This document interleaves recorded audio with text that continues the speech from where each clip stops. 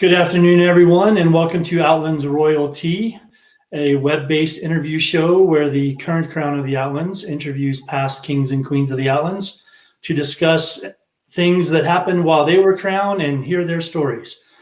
I'll be your host today. I am Bela. I'm the current king of the Outlands, and I'm very excited to have joining me Duke Hrothger Monomakh. Your Grace, welcome to the show.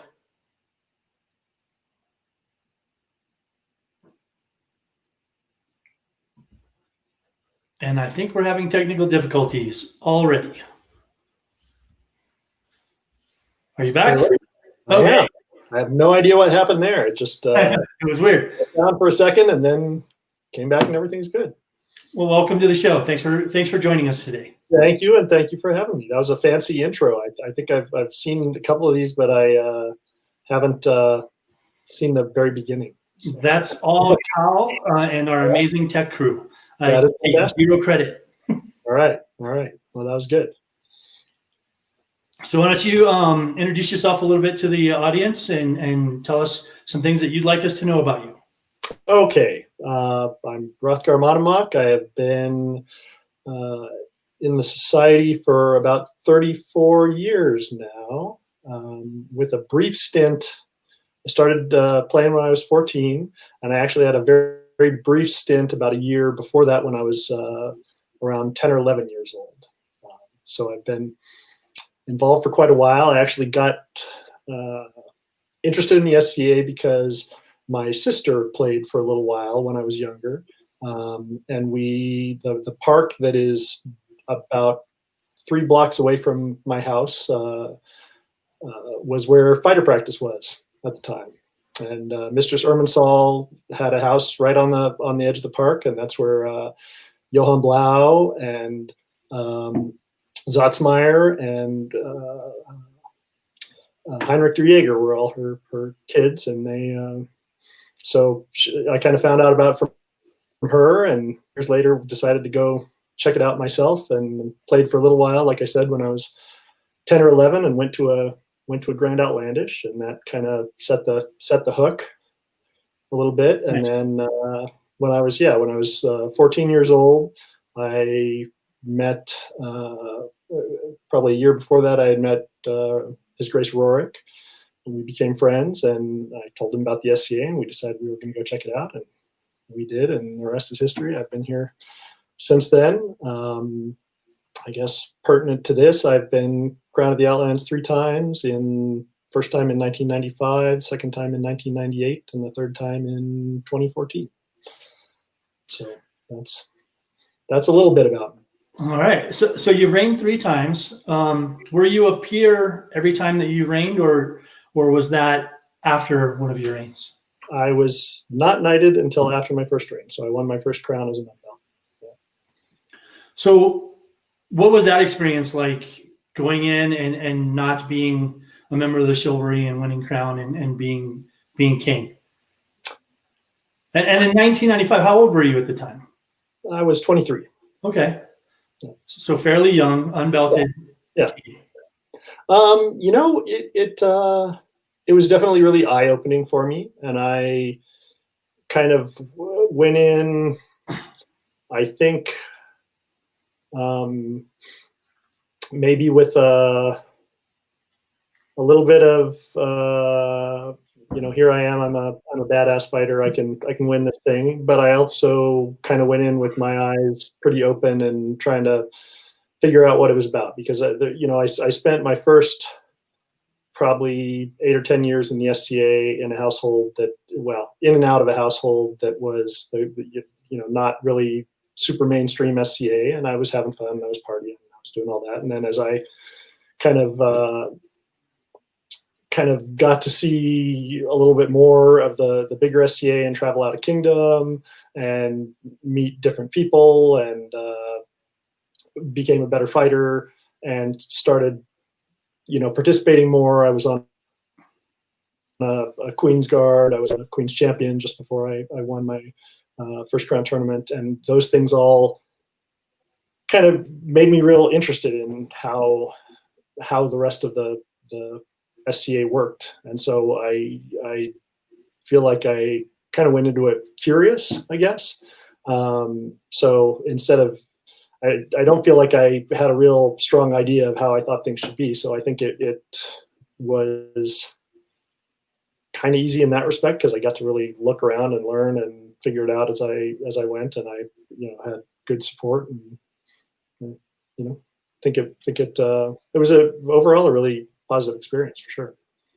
Very cool. And then you were elevated shortly after you stepped down your first ring, correct? Yeah, I was elevated at a stray war in 1996.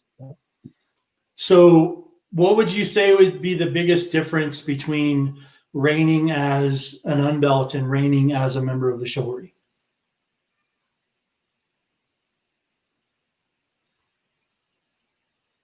I don't know that I had a huge difference. I mean, I got to dub people when I know them. That's the big difference, I think. Yeah.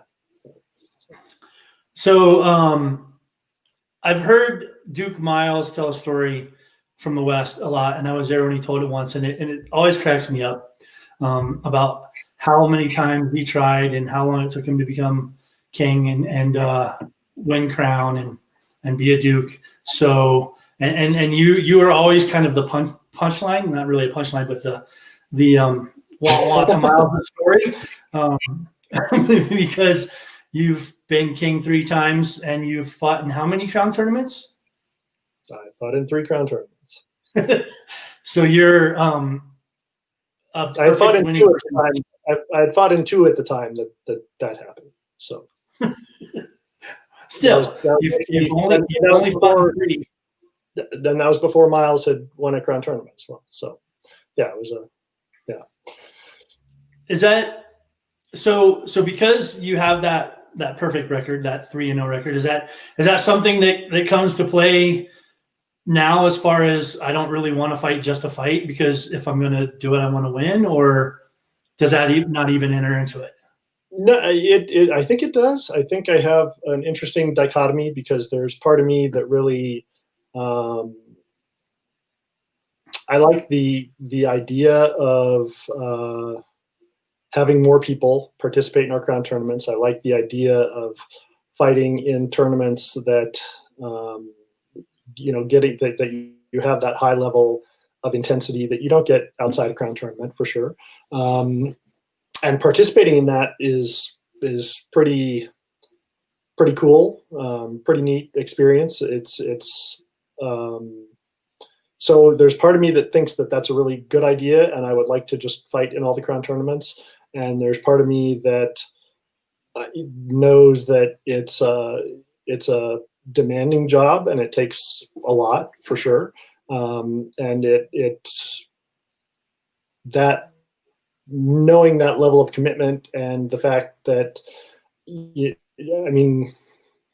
this may be part of it, we swear, our oath to that we're fighting with the intent to win, and there are different people who look at that in different ways and fight with different weapons formats or that sort of thing to maybe handicap themselves because of that. But I feel like when I just say that I'm going to fight to win something, and I'm trying real hard to win, there's at least a chance that I could do it. And so I don't, that's why I don't enter every crown tournament or more crown tournaments.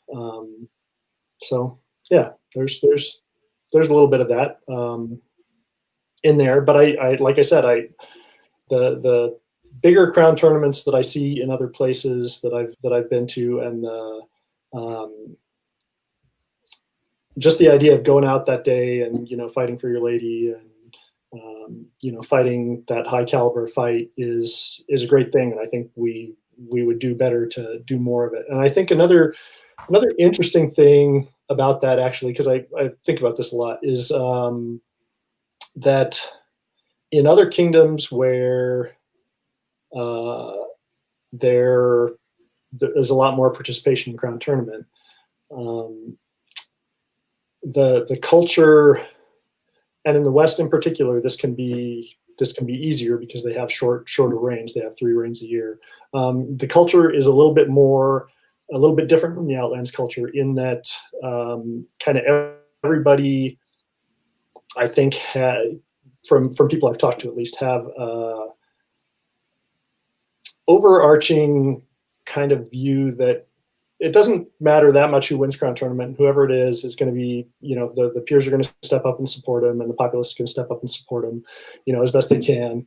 And I don't think we have that so strongly here. I think that we have a little bit more of a maybe some people who have strong opinions one way for people or another, and might not be as supportive just as a group of our peers. And I think that's something that is a little bit of a shame.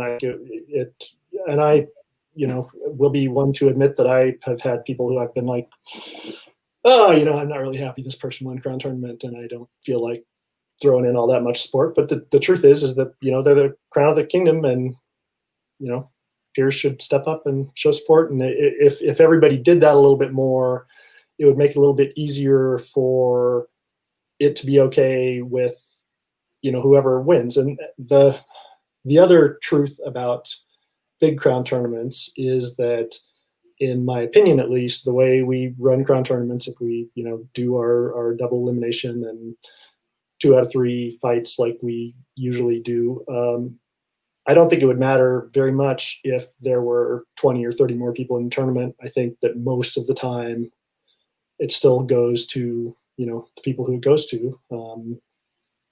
So I don't know. I mean, that's an interesting question. And, I guess from my own standpoint, I think I kind of answered how I feel about that. But I think for the Outlands culturally, it's an interesting question, interesting issue, because certainly having more people involved there gives, just can't do anything but improve everybody's fighting prowess, right? You would think, yeah. But we've had crowns where the king said, if you have a stag's blood, you need to send me a letter telling me why you won't be at crown. And sure. Yes, there were more people, but like you said, when we got to the end of the day, mm-hmm. you looked at the last 4 to 8 guys, and it's pretty much what you expected to be there sure. anyway. So, I get it. I've always been of the opinion, I kind of like the way we do things as far as encouraging people to not fight in crown until you're ready to do the job.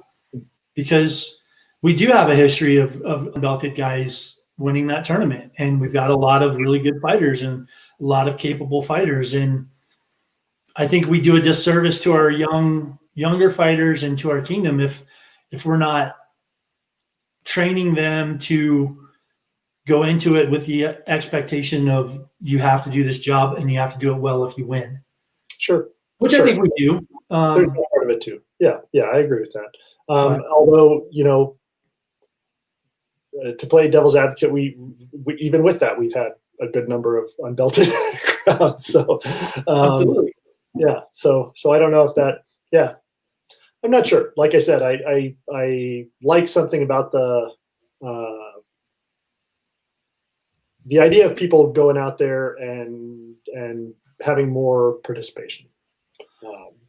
Yeah. Yeah, agreed. I think more pageantry and more people participating is not a bad thing. I don't ever want to see people entering crown tournament just to be seen or to try and make a name for themselves. I don't think that's what that day is for, personally. Sure. So you reigned 95 in the summer, 98 in the summer, and then the winter of 2014, 2015. Which do you have a preference for if you'd rather reign in the summer or in the winter? My preference kind of has always been for the summer, but I enjoyed doing a winter reign and seeing the difference of it. I enjoyed the war practices. I enjoyed Estrella War immensely. I think that was great to be able to be king of Estrella. But I like the summer reigns because I really like getting out and going to events where you can camp and be there for, several days and kind of get settled in. And in the winter reign, most of the events are, day or day and a half events. They're inside. They're packed full of, lots of things happening, which is great. There's feasts and meetings and courts and all of that, but you don't have the time to really relax and enjoy it. And I really enjoyed just being able to. I mean, my first reign, we were at Lily's for a week. We were at Pennsic for a week and went to just kind of from event to event and spent long weekends there and took our time and just got to really enjoy it and not have it be like get there, get going on the show and boom boom boom boom boom, do everything and then turn around and be exhausted and go home. Got to relax and enjoy it. So I think that summer reign definitely. What about yourself? I for much the same reasons. I like the summer better. I'm always way more tired after a winter reign than a summer reign, just because everything's just like you said. You're trying to fit a week's worth of things in an 18 to maybe 24-hour window.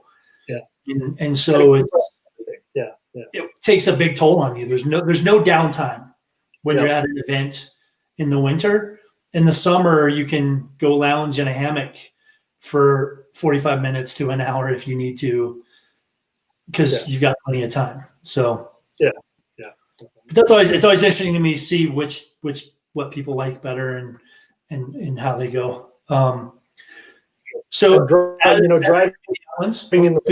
in this kingdom is awful. Also, what was that? What was that? I think we had a little. You broke up. I said driving in the winter in this kingdom.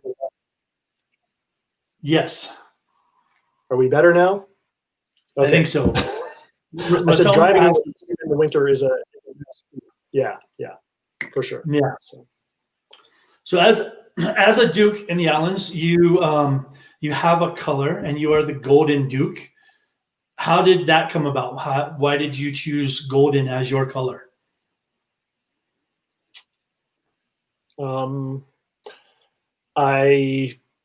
It's one of my favorite colors, to be sure. There's something about that. I know that golden yellow. My arms are obviously black and golden red, and I have that in my arms, so I like that a lot. But there's a shade that is kind of a deep yellowy, maybe a little tin that I really like that color, and I decided that was the one. So I'm not sure if we're stuck. Looks like having connection issues. Yeah, I think there's some hang-ups here happening. I don't know if it's on my side or your side or what. I don't know if it's me. I guess it looks like it's with your camera feed. Is what I'm seeing from the tech side of things.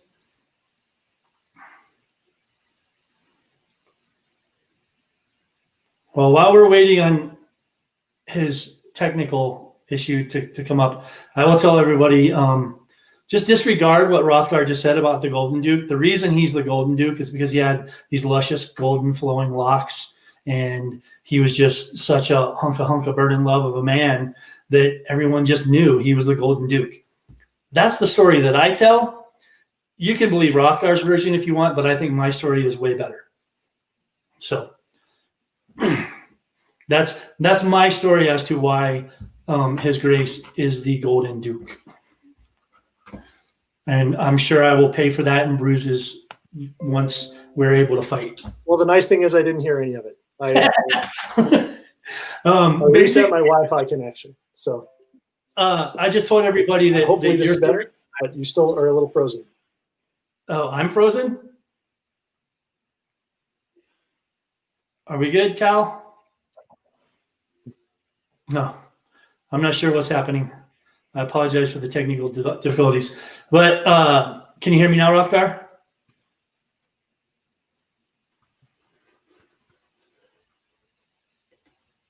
can hear you some. You're coming in and out.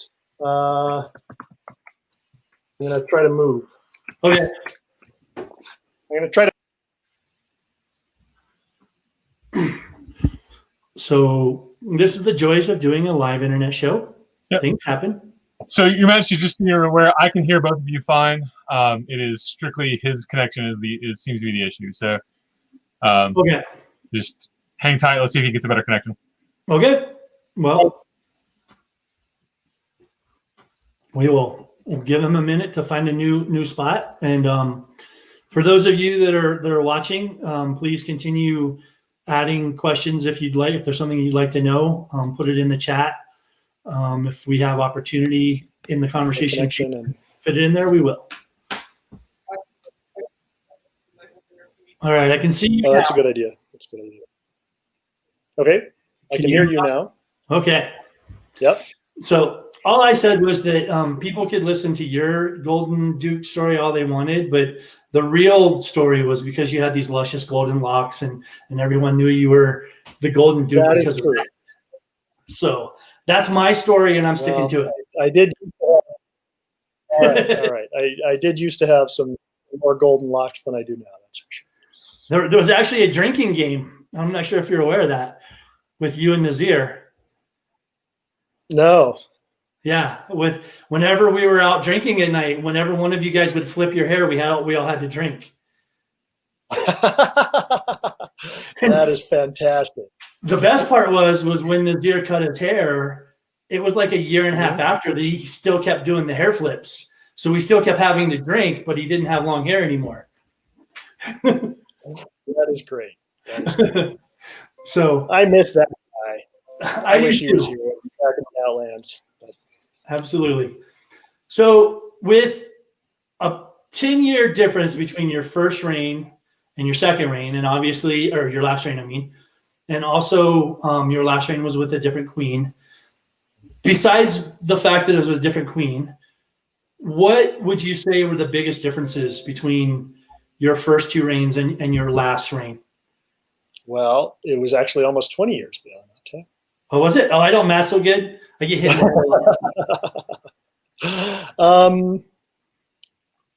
I think the biggest difference is that the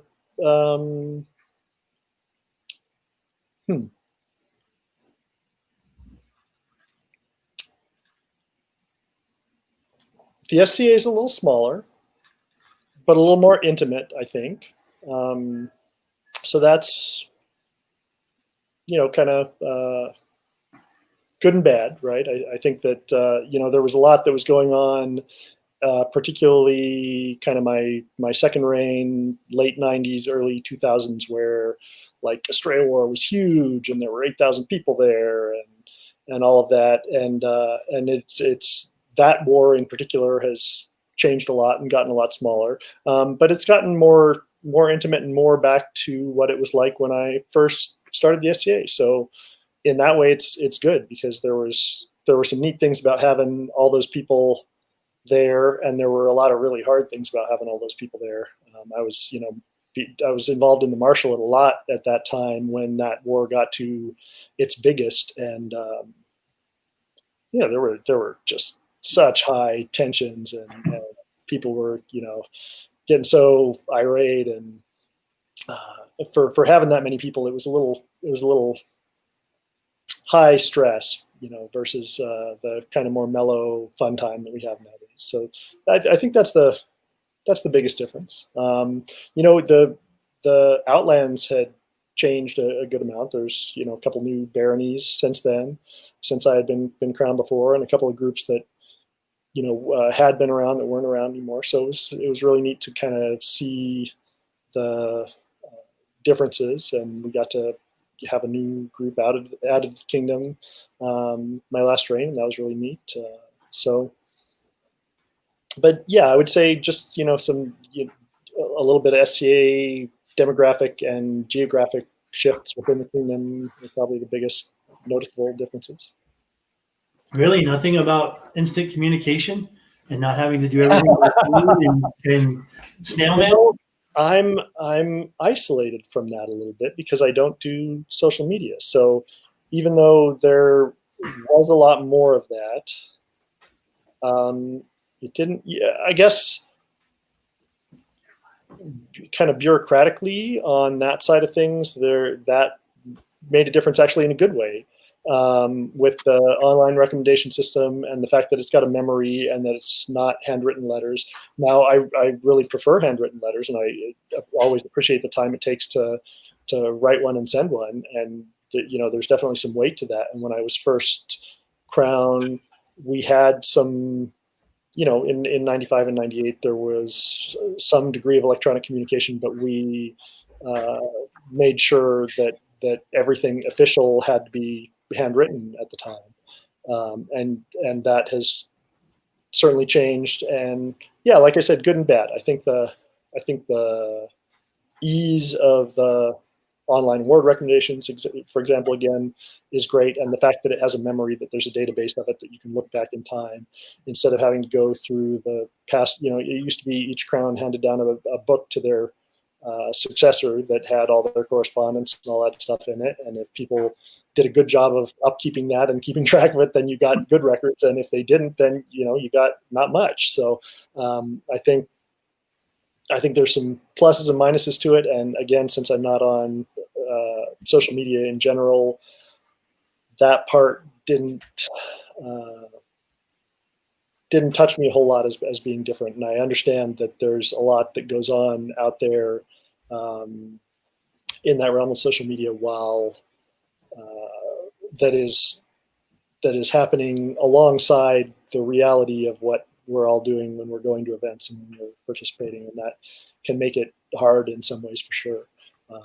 But I guess ignorance is bliss or whatever. But I thankfully am able to say that it didn't make that wasn't a big blaring thing for me. Thankfully, so that's good. So, yeah. As someone who's played for 30 plus years and you've traveled all over the known world and gone to events in multiple different kingdoms, what is something that you would say makes the Outlands uniquely the Outlands? What sets us apart from other kingdoms?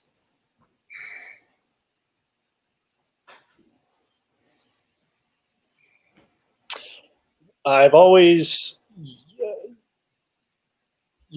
growing up here, you have the culture of the drums and Middle Eastern dance, and that is a fantastic thing that I think is still unrivaled anywhere else, although it's certainly spread throughout more of the known world. But that's always something that's been unique to us. We still have a warfighting culture that I think is pretty unique, and it seems like maybe that's diminished some with time when I think about it, but it's still there, and it's still very much part of how we play and how we fight. And those are two real big ones. We have so many neat things about the Outlands that are pretty unique. I'm always proud and happy of our scribal culture, and the fact that when people get awards, they get these amazing, beautiful works of art. And there are so many kingdoms in the rest of the known world where that doesn't happen, and you have to contract somebody and to get a scroll made, or you may get something someday or whatever. But our scribes just do such a amazing job of working with the crowns and trying to get things done in timely manners and getting that stuff out there. I think that's great, and that's beautiful. And yeah, that's another one for sure. That is, being around the known world and seeing other kingdoms. Our ceremonies, I think we put a lot into our ceremonies that make them pretty special to me. There are some places that are still pretty rote and SCA in the ceremony that they do, and I think we try to put more into it. So those are some things that come off the top of my head. Very cool. Is there a particular Outlands tradition that sticks out to you that you like a lot, or you go, yeah, that's a definite Outlands tradition? I love the Baby Knights chain. Yes, that is a very cool thing. I think it's a very cool thing, and it's very unique. And like, I still, every time we're, having a knighting ceremony and I get it passed to me, I just love holding on to it, even just for a little bit. It's such a special thing to us, and it means so much. And yeah, that's a big one for sure. Yeah, I love that chain, and I also love watching the knights go up to the baby knight and point out their link on that chain to them, or vice versa, watching the baby knight chase down knights and go, hey, show me your link and tell me the story. Like, I think that creates an opportunity for us to bond with our new brother or sister, Yeah, more so than a lot of kingdoms get. And yeah, it's a continuity of history. Absolutely. So early, during one of your earlier reigns, you had the opportunity to create the grant level awards that Yeah. we still use in our kingdom. Could you tell us a little bit about that process?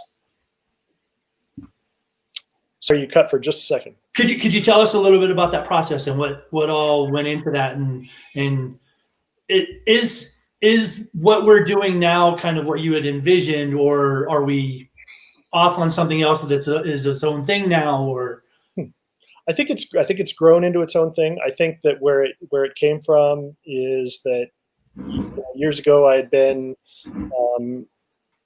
playing for almost 10 years before I won Crown, and I had kind of watched myself and a number of my my fighting peers, not peer SCA, but who I came up fighting with, really get to have this this growth in their fighting ability happen, this growth in their kind of SCA presence happen, but not quite be knights yet. And I was there too, and I was in that boat, and I had traveled to some different kingdoms and seen Kal-bardr and their culture with their beardmen and their huskarls and the grant level orders. And our first reign, even before that, we gave a couple of grants of arms to people because it just seemed like there was a kind of too big of a gap between when you get your kingdom level AOA level award that we started with as a kingdom, and when people were becoming peers. I mean, even back then it was 5 years, 10 years. Some fortunate people were 3 years or something, but there's a lot of time and a lot of kind of growth that goes on, I think, in between things as you grow up and learn about what the SCA is about. And so, the couple of months before I won my first crown, I was sitting around with Madigan, who was later my queen, at Australia War, and we were talking about how things that we would like to see change in the SCA, and that there were some things that were a little frustrating, and that was kind of one of the ideas that came up there. And so we spent a good deal of our first reign talking to people, talking to peers, asking folks about what they thought about it, trying to figure out what had to happen to start a new award, because I didn't know anything about that at the time, obviously, and then trying to figure out what they would look like and what we wanted to see in them. And I think the way that we started them out, we picked some people for each of the orders that ended up. It wasn't just one premier; it was several for them each, and trying to pick out people who really embodied what we thought was that spirit of really being on their way. And with the Thanes, we did look at Kal-bardr's huskarls and look at the requirements of multiple weapons forms, of being proficient in 3 weapons forms, or proficient in all weapons forms, and expert in at least a couple, 2, 3, and decided that was something that the Outlands didn't have so much of. There were some people who were fighting multiple weapons forms, but we were still a lot of sword and board, and then the war people who maybe were just war polearm fighters or spear fighters or whatever. And so trying to incorporate that, was the idea there was to encourage bringing up the level of fighting for everybody. And I think the idea of having grant level awards is, again, something that can be aspirational, right? To anybody once they are to a certain point, and have maybe gotten recognition with an AOA level award, that having something else to shoot for and having something else out there is a neat thing in my opinion, and that's kind of what we were shooting for. And I think it hasn't always they haven't always been what we, I think, originally envisioned them to be, but I think they've grown into their own things. I think back then, although I just said earlier that the SCA was bigger in some ways, it's more difficult today because there's more things going on in the SCA to do the some of the level of involvement that those orders originally had. We used to have meetings for them, a lot, and we may have meetings sometimes for them these days, but it's not as common. And there's another peerage now, for example, and there's more meetings with officers and this and that than there were in the past, at least when I compare my most recent reign and the ones in the past. So I think there have been changes and kind of organic growth, but I think I like the way that's turned out, and I like that since then we've kind of grown, and people have started other grant level awards for other other disciplines, and it's kind of grown into part of the kingdom, and I think that's great. How does it make you proud when you sit back and look and realize that we have over 100 Thanes? Yes, it does. Very, very much. That's awesome. Yeah, it's very cool. That order is still very, very dear to my heart, and yeah, I love that, and I still have newly made Thanes come up and talk to me about the order, and I think that's fantastic. I love it. Yeah. That's awesome. So you touched on the Order of Defense a little bit in your answer there, and you were crown when the order was created, and you got to create and elevate the first 3 premier Masters of Defense in the Outlands. Yes.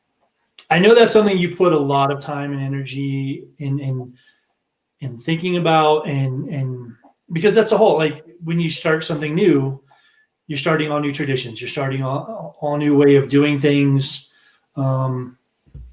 Tell us a little bit about that. Tell us about what all kind of, where you were and what you were thinking when that was. I think that one was a really big deal, and I think I put more thought into that than I did the grant level awards, because the grant level awards were, an Outlands thing, and were a neat stepping stone for us to grow and have another layer in there, I guess, of growth. But the Order of Defense was a whole new peerage, and that hadn't happened since before, well before I started in the society, and that's a big deal. That's a big change, right? We had grown for many, many years on the 3 peerages that we had, and it became very ingrained in the culture of the society as a whole. And so, there was a lot of discussion about it, and I spent a lot of time thinking about it. I had originally pushed for adding the Order of instead of making a new order, for changing things so that we would allow those people into the Order of Chivalry. And I got a lot of pushback from people, and I got some people that agreed with me. But to me, the idea that we had an order for martial achievement, and we have these people who are doing a martial art, I thought we could incorporate them into the order that we had, and then that would not put that big change in the society of trying to navigate what a new peerage looks like, right? Because we already have the model for the order chivalry, and I'm still a little disappointed that it didn't go that way. To be honest, I think that would have been a little bit more. I don't know. I still think it's a little weird that we have two martial orders that are different. So I guess the real thing that I envisioned and would have liked to have seen from having the Order of Defense incorporated instead of being its own order, becoming a part of the Order of Chivalry, is that I would like to see more kind of cross involvement between the rapier community and the armored combat community, and that seemed like, and there are directions that both the armored combat community and the rapier community are going with cut and thrust, and with the live steel stuff that is starting to be looked at, that are kind of headed in the same direction towards historical reenactment a little bit more, trying to get a little bit more of a hand on that. So I'd hope that would be something that could bring the communities together a little bit more. I still feel that with the Order of Defense, having that involvement and that recognition as a knight that these people are peers of martial order, and as such we have this commonality, is something that I try to foster, and I think could only do us good, because having there's historically been a divide between the armored guys and the rapier guys, and as we grow in the society and time goes on, I think the more divisions we have, the harder time we're going to have. So if we can all play better together, work better together, have fun together better, we'll all be doing better. So. Absolutely. Did you think it was hard? Like once it was decided that it was going to be its own thing and it wasn't really what you wanted, was it hard to kind of get behind it and move that way, or was it just like, okay, well, they made a decision and now this is how we're going to shape it in the Outlands? Yeah, I think that's exactly how I felt about it, and whether that's egotistical or not, if it was going to happen, I felt that I would rather have a hand in it than pass it on and have it be an unknown for, my heir, who I actually did know at the time, but you don't know if they're going to do it, or if the next person's going to do it, or what's going to happen with it. So I thought, and we did take counsel of all the peerages that were already in existence, and asked them what they thought, and talked to the rapier community and asked them what they kind of wanted to see in it, and took all that into account and made the best decision that we could at the time, which I think is I think it's the best thing you can do when you're crowned, is take all the information in and make the best decision you think you can at the time. Absolutely. And honestly, I think it's kind of cool. Like, I was much like you. I didn't think there was a need for another peerage. I thought we already had peerages that incorporated all of those activities, but it's here, and how the kingdom supports it, and how our ceremonies and our traditions and how we incorporate them into coronations and other things like that is very uniquely us as well. And I think that's kind of been one of the cool things for me is in traveling, since that's become a peerage, is seeing how different it is from kingdom to kingdom. Sure. And seeing, like in Adenvelt, where the queen gives them a buffet, and other places where they're knighted with the queen's sword, or not knighted, but they're elevated with the queen's sword and stuff. So I think it's been cool to have that interkingdom anthropology and watch all these different kingdoms take this thing that's a society thing and make it uniquely theirs. Sure. So it's been pretty cool. Yeah. What, as someone who's had a hand in the history of the Outlands and has been an advisor for multiple crowns, even, uppity first-time crowns that come and go, I'm going to rewrite all of kingdom law. Can you help? As someone who's had a hand in the history and the traditions and the culture of this kingdom for so long, what does it mean to you to be crown of the Outlands?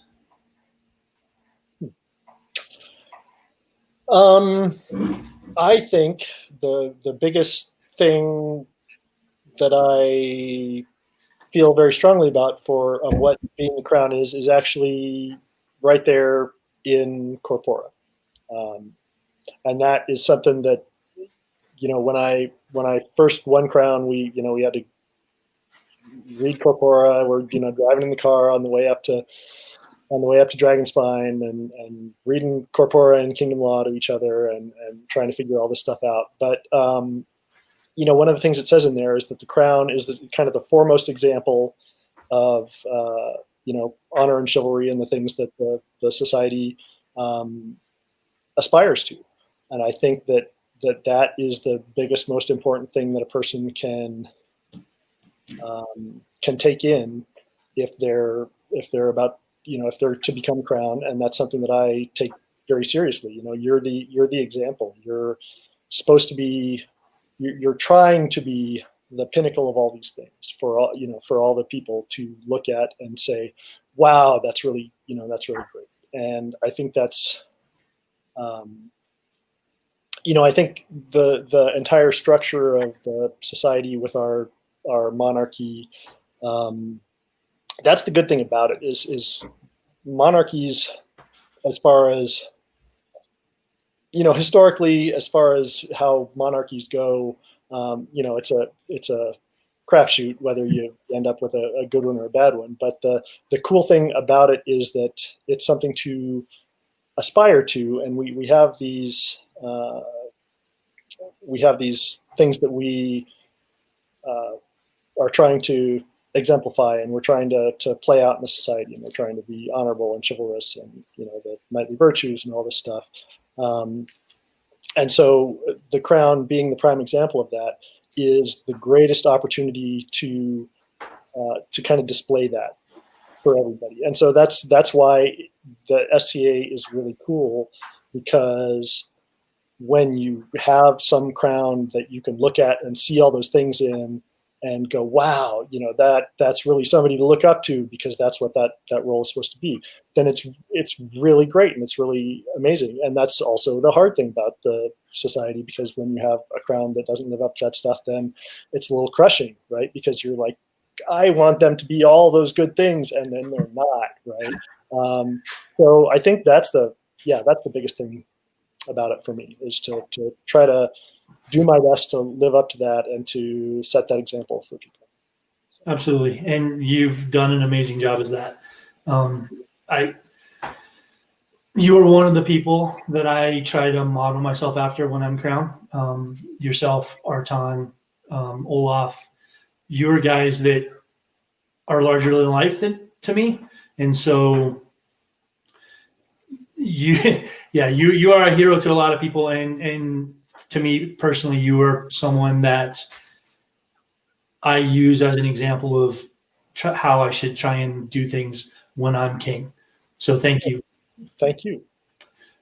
While you were king in all those reigns, was there a moment in time where it really like hit you, like, oh, okay, yeah, I'm the king?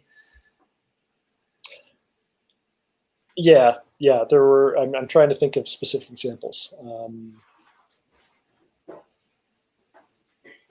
There were a couple of those times, and then it's funny, because when you said that, what also made me think was that certainly, probably in all three reigns, but maybe more so in the first, was that there were also times when I had to really stop and remind myself, wait, dude, you're the king. do the thing. Yeah. Yeah, there are some times when really heavy things happen. There are some times really that when real emotional, good things happen, that it's really a profound reminder. You look at people who you're giving an award to, and there's tears welling up in their eyes, and that's just amazing that it you have that, able to have that impact on people, and that's definitely a good reminder there. And then I'm not there have been a couple of times when there have been something very serious happening, and I had that realization that, all right, I'm the guy who's got to step up and deal with that. Not all of them have been when I've been king, but being a knight has some similar moments. So the one, they're not all coming to me. I just am thinking of one where we had to deal with a mundane situation at the Lonely Mountain that was a pretty serious one, and that, but I wasn't crowned then, but it still gave you that gravity of, oh, you're the guy who is the guy here who's going to deal with that, and Yeah, that's tough absolutely. sometimes. Yeah. So you talked a little bit about people's reactions when you're crowned and you give them an award. What is your favorite award to give out when you're crowned?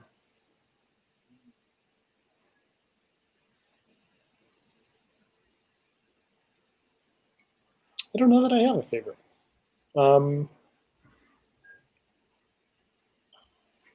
I think Award of Arms. I think just the fact of being able to give that first appreciation to somebody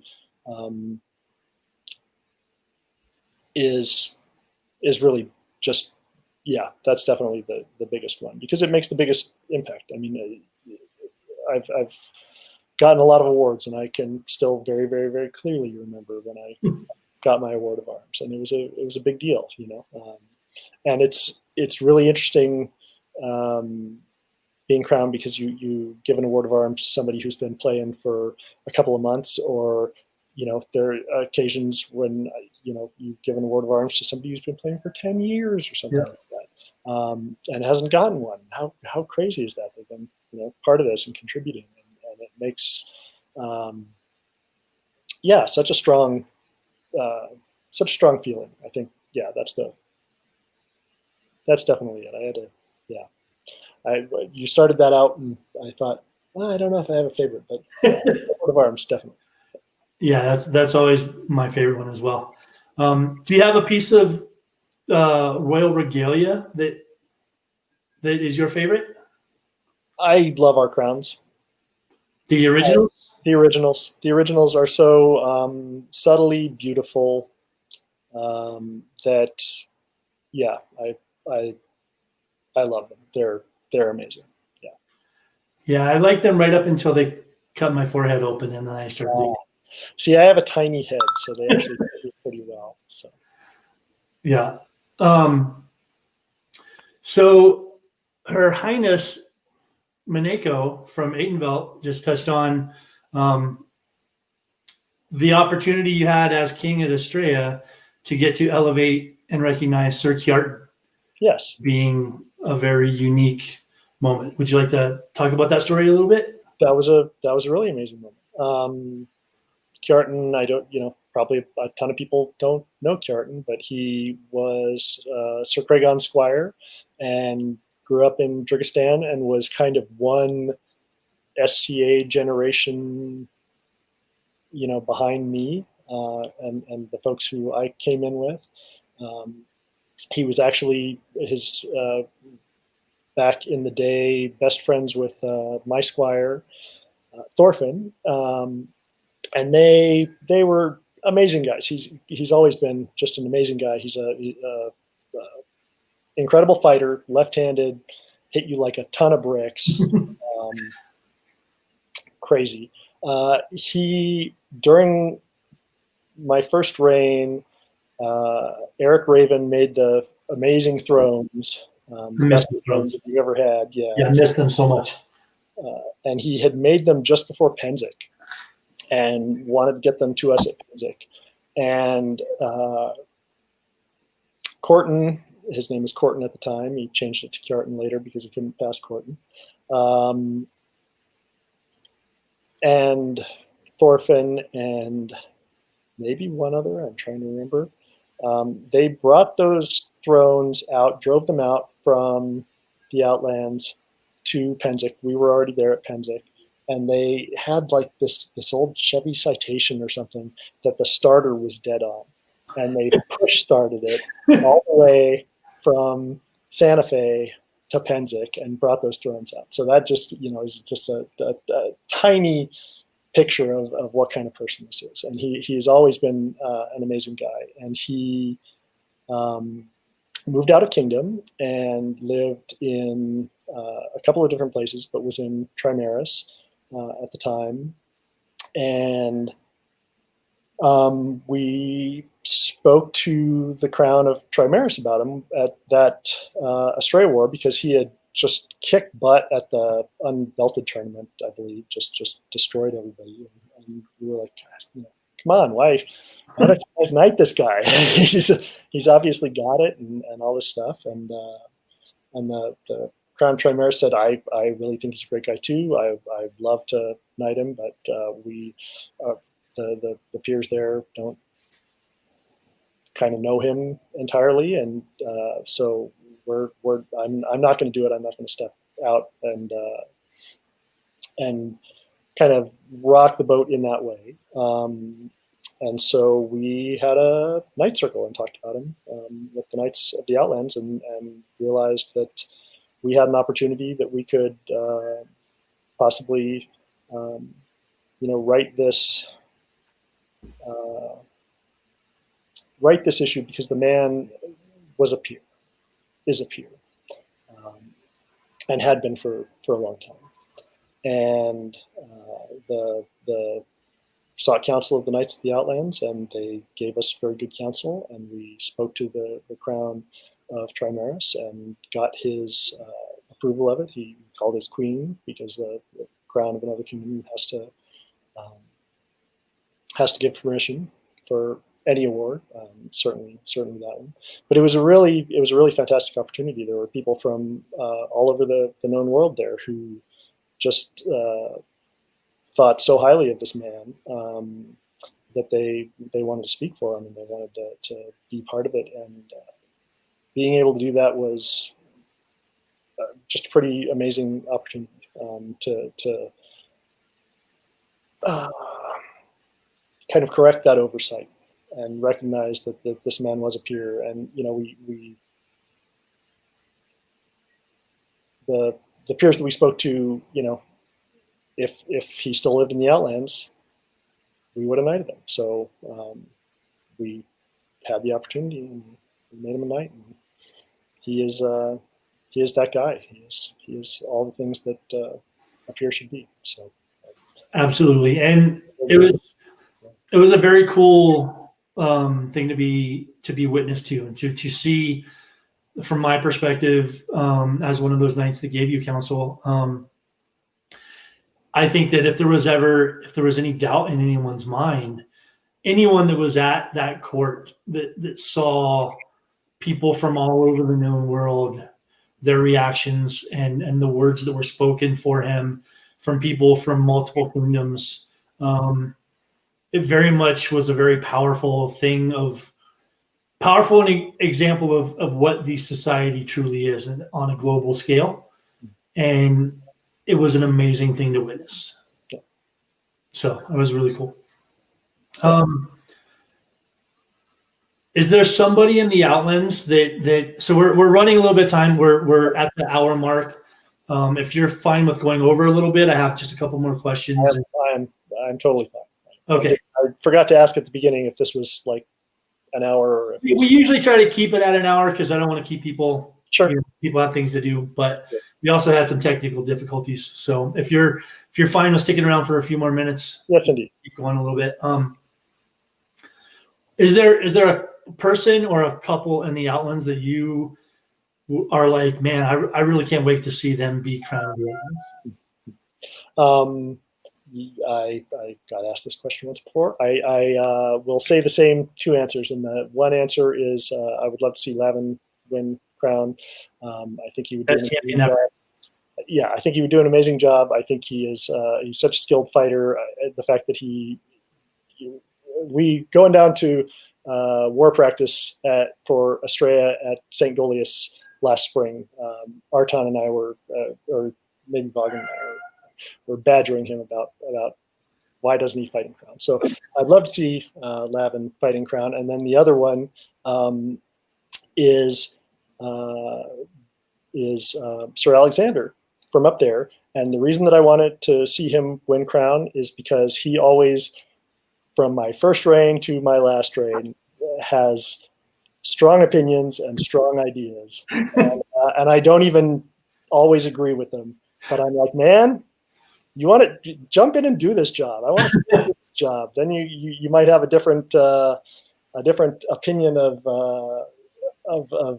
some big changes, because big change can be hard. But he comes up with some neat ideas, and I love that he always has new ideas and is always thinking about how to make things better. So having him get a chance to try that out, that'd be great. I have a fondness for Alexander, having grown up with him in Unserhofen back when he was Akira. So I think that would be a lot of fun. And Lavin, I adore Lavin. I think he'd be amazing. Was there any piece of advice or feedback that was brought to you after one of your reigns that kind of stuck with you, that really made you maybe think on things a little, or it carried over?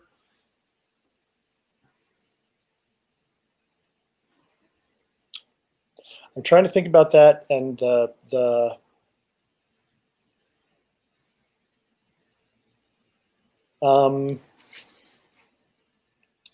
I can't put my finger on a specific thing there that was a piece of advice to do that or that I was doing well, or that I was doing poorly, that I took to heart. I mean, I try to listen to whatever, but that actually just made me think of something that did happen after my first reign, that happened right before I got knighted, that really stuck with me, that has kind of more to do with fighting and prowess and chivalry maybe than being king. But it's an interesting story, so I will relate it, because it really got me.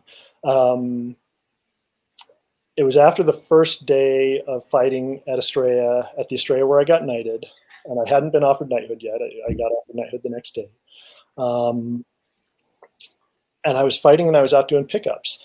And there was this guy who was this young unbelt from Aitenvelt, I believe. And I had been fighting a number of people, and I started fighting him, and he just beat the shit out of me. And there was nothing I could do. And he, just thoroughly whipped me. And we sat down and we're talking afterwards. And there was something, it had gotten my ego a little bit, that he was whipping up on me.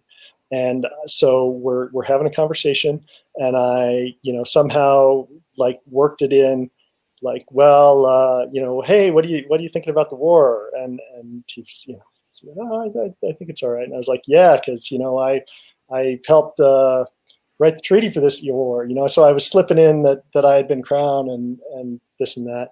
And he was like, oh, you were king, huh? That's cool.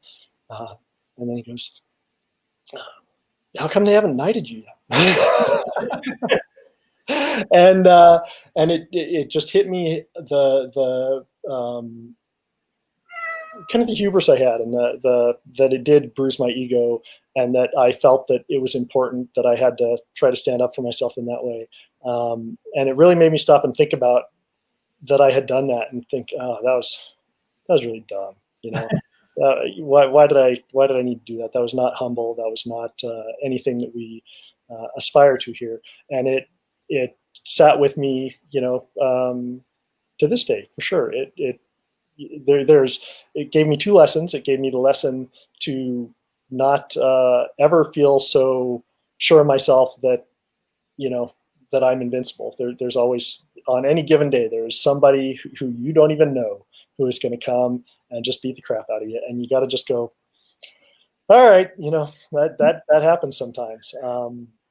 And then to really be able to look at my reaction to that and think about that, it got me. And like I said, I got offered knighthood the next day, and I'd wanted to be knighted as Stray, and I got knighted as Stray, and that was great. But it was a humbling moment, and it was not a piece of advice, but it was given, but it was a piece of advice that I learned from the experience.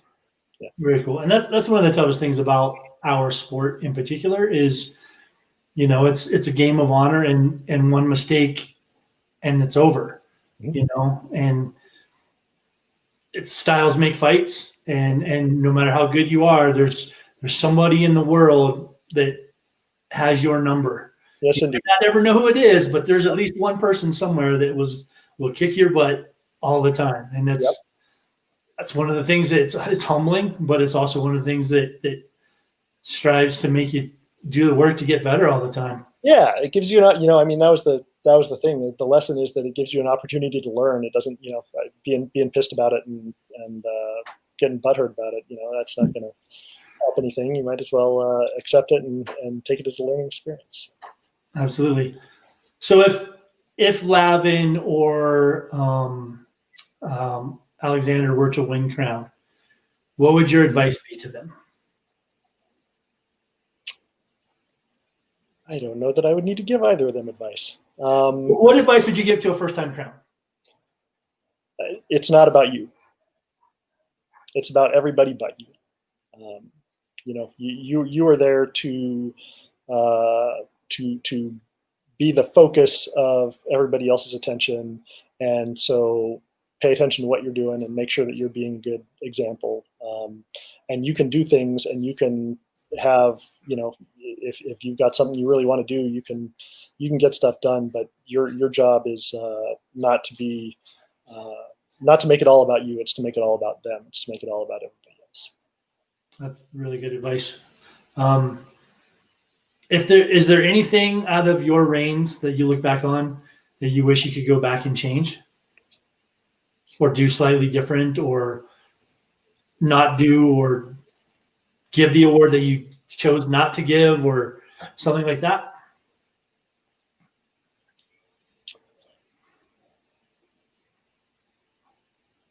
No, I live by that adage that you do the best job that you can with the information that you have, and try not to look back and second guess it. That's a good adage to live by, and again, if you can do that, you can look at yourself in the mirror at the end of it, and no, there's nothing you can do about it anyway, right? So. Right. Yeah. Can't fix it. So yeah. Is there? I think that's all of the questions that I had, and I think we got everything that came up in the chat too. Is there anything, story-wise? Oh no, actually, I did have one more question. Okay. Was it weird for you to receive an award that you had created? Yes, it very much was, Your Majesty. So. I know you weren't happy, but you deserved it. Okay. Yeah, I have a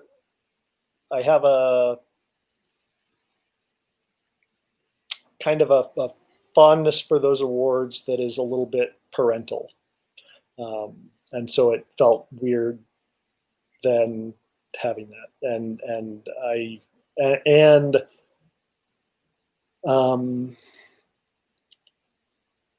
yeah, I mean, I think that's it. So I think that some people have asked me if I, wanted to be a thing, and I'm a knight, and I don't need that recognition, regardless of whether or not I fit the bill for that, and I like being the guy who made that award more than I would like being the guy having that award. So it wouldn't mean, I think, that as much to me, and so I don't kind of see a need for it. So I guess that's with something like that. I will not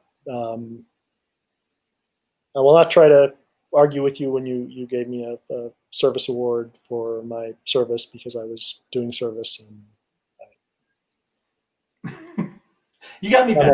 yes, yeah. But no, there's something definitely felt a bit odd. Yeah, because It was a concern. It really was. Like that was a hard decision for us to make. But again, I tend to err on the side of, if somebody's doing the work, they deserve the award. Sure. And so that was just one way that we could say thank you for all the things that you were doing for the Outlands and for the SCA. Sure. But sure. I mean, that goes back to the that one doesn't. But when you say, if the person's doing the work, if the person's doing the work and been recognized for something, even maybe above and beyond that, do they? Sure, they might deserve it, but is it weird to give it to them? That's a philosophical question about being crowned and given awards. So, right. What are you most looking forward to being able to do once we can start having events and practices and gatherings and things like that? Is there an event in particular you're looking forward to, or just being able? I'm looking forward to hitting my friends with sticks and drinking a beer and hanging out. I missed everybody immensely, and I've been trying to keep in touch with as many people as I'm able to over Zoom calls and that sort of thing. But you don't get that thing of being at Battlemore and seeing just everybody. There's people who I see that I maybe that I love, that I don't think of day to give a call to or anything. But you just get all that everybody. That's what the whole society, I think, is about, is the family that we have in it, and all the good people. And yeah, I miss everybody for sure. Absolutely. And yeah, you too. Yeah. Yeah, I can't wait to just, like, I'm not much of a people person. I really am not. Like, there's people that are really close to me that I love seeing, but the one thing that this pandemic has taught me about myself that I was really not ready for is I'm way more of a people person than I ever gave myself credit for. Yep. And even if it's those people that I only see once a year at this one event, I really miss seeing that person. Yeah. And that's for everybody. So really looking forward to this being over and being able to have. Me too. So it'll be good. Is there anything you'd like to say before we log off, Your Grace? I'd like to take a moment and just say thank you for giving us your time, for coming on the show, and also for all you've done throughout the history of this kingdom. For a long time now, you've been one of the people that are one of the movers and shakers that gets things done, whether you're in the limelight while doing it or whether you're behind the lines and behind the scenes.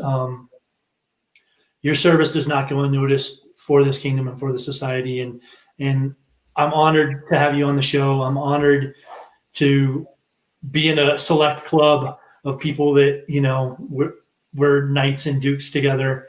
And I'm honored to call you a friend. So thanks for coming on. Well, thank you. Me too. I'm very honored to be your friend as well. It has been a great opportunity to catch up with you a little bit, just personally. That's been really nice. But I also really appreciate that you're doing this whole thing, and that this hopefully is going out and giving people at least a little taste of, their friends in the SCA, and getting a little bit of a feel for it. And then when I've watched the previous episode and such, and all the little things that people are doing to try to just keep things going and keep everyone involved. It's really great, and it's I know it's hard and it's new, but it's something, and I think that is good, and that feeds everybody's soul a little bit. So, yeah, Absolutely. I appreciate it. Thank you, everyone. I hope you have a wonderful rest of your weekend. In 2 weeks' time, Her Majesty will be on with, I believe, her Countess Ingrid will be on Correct. with Her Majesty in 2 weeks. So I'm very much looking forward to that show. All right. We'll see you all in 2 weeks. Thanks, All right. everyone. Take care.